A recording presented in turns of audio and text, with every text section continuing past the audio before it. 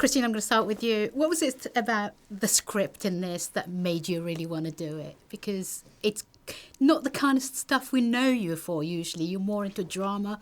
There's a lot of sort of comedy in this. Yeah, well, I got to play around doing drama and comedy a lot on Good Girls, and I had so much fun with that, and it felt like a very well-rounded experience. And then when I got Chris's script, it had nuances of shows that I had loved growing up, and it had sort of remained my favorite shows, like Northern Exposure, where there's like this wonderful ensemble cast, and every character is drawn so uniquely and enriches the environment, and you sort of get sucked into this place, and you want to be in this place.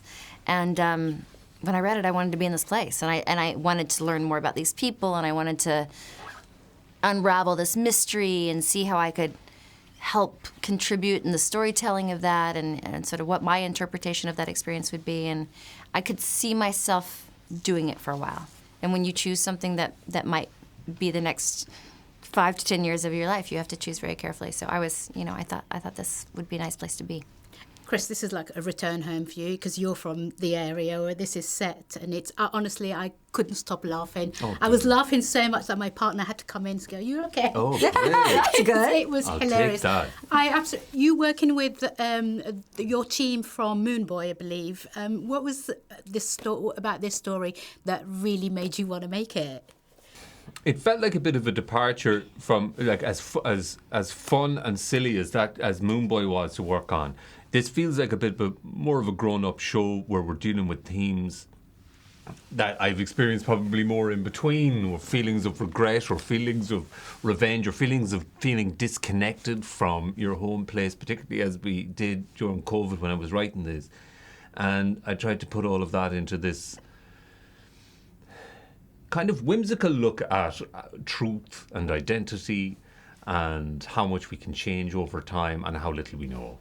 Christina, did you enjoy being in Ireland, basically? And had you been there? Had you worked there before in that area? I had never worked there. I had gone on holiday for one weekend before, and I was very intrigued and excited about spending time. And that's one thing that's great about our work. It's hard because you're away from home, but you get to go to a place and live as a local for a while, and you really get to sort of immerse yourself into a situation. And I was ready. I keep getting drawn back to sort of UK and Ireland, and it's been kind of half of each year I've been coming back, and it seems like there's a reason for it, and it just felt like the right. Well, we love having you here. Thank you.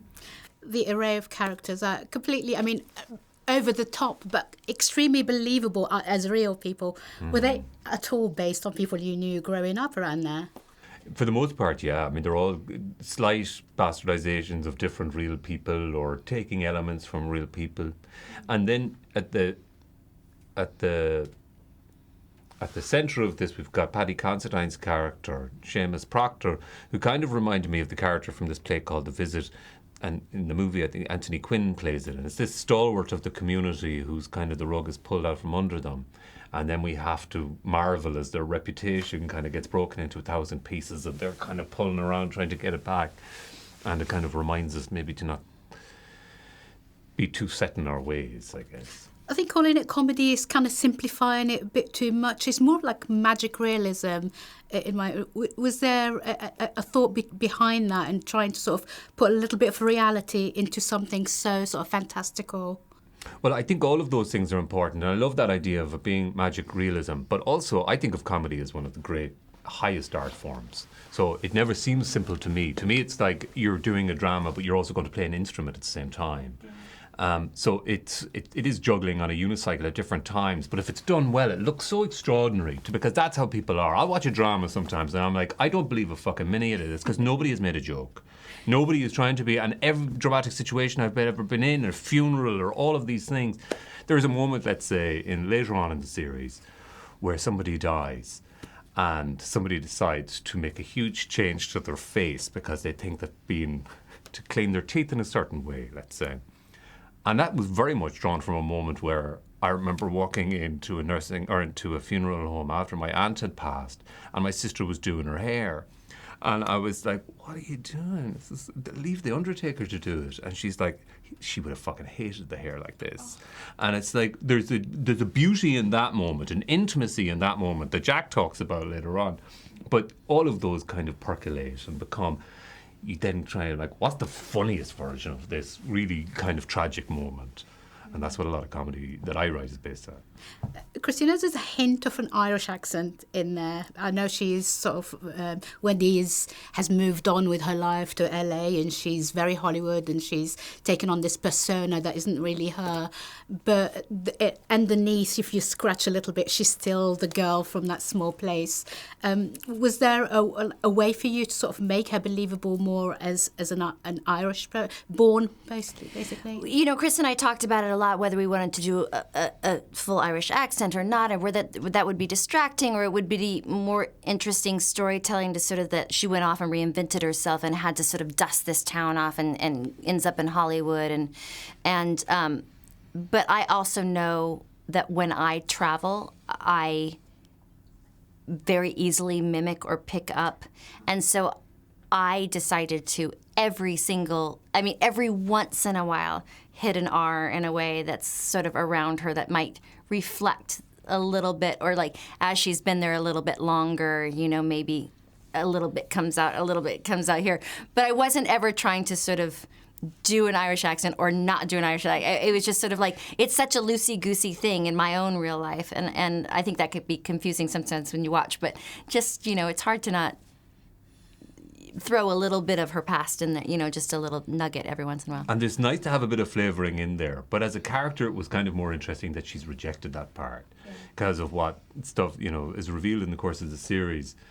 And it's a very common thing to happen. I bump into Irish American people all the time, and I'll be kind of bump into them, and I'll be chatting with them, and I'm like, which of your parents was from Ireland? And they'll be like, no, I grew up in Louth, but I moved on, and they didn't understand me where I was living in Jersey or in South Carolina or whatever.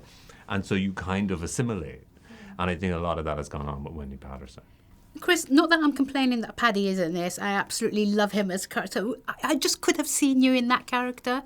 Is there a reason why you didn't put yourself in this? I thought he would deal with the dramatic stuff more interestingly, and it would give me a chance to have a better scope on focusing on the series as a whole, on the storytelling and directing those few episodes, and then writing on the rest of it and just making sure that that initial vision was kind of carried through. Otherwise you're in the midst of it, and I've watched other actors do it, and it can just be a bit much and everything gets a bit muddled, and you can get through it and maybe it'll be fine. But once Paddy and Christina came available, it felt like that's a combination I want to watch. I can see him wilding off into a different area and that kind of Richard Dreyfuss quality that he's got. And so it was a pretty easy one for me, but thank you. Fantastic. Thank you so much again, and Cheers. Congratulations again. I loved it. Thank you very so much. much. Oh, good. Ladies and gentlemen, you're watching Hey You Guys! Hey, you guys! Hey, you guys! Hey, that's what they all say. Hey, you guys! Hey, you guys!